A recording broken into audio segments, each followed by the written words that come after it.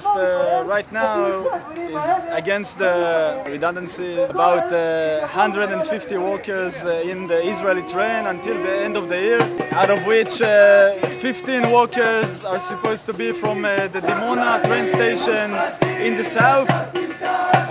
And right now there is a hearing in this building of the main leader of the struggle in the Dimona station.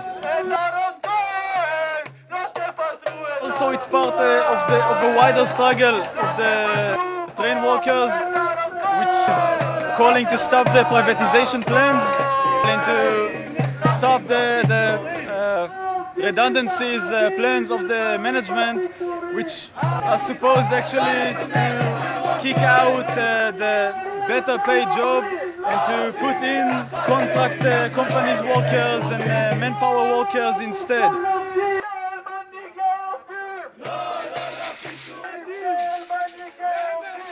לעובדים בישראל יש לא מעט לב ואמונה, והם מוכיחים את זה פעם אחרי פעם במאבקים שהם יוצאים אליהם. הבעיה היא שבשביל לנצח צריך כלים. הכלים של עובדים בשביל לנצח זה איגודים מקצועיים, זה ועדי עובדים חזקים, לא מושחתים, דמוקרטיים, ומפלגת עובדים שנאמנה לאינטרסים שלהם. מכיוון שבישראל חסרים לנו עדיין הכלים האלה, אז לעובדים יש פחות אמונה שהם יכולים לנצח, כי הם רגילים לזה שהמנהיגים שלהם מוכרים אותם. This struggle is also against corrupt workers' representatives, against corrupt shop stewards, because the national shop steward committees, a committee of the train workers, actually went hand in hand with the management and the government in the redundancies plans.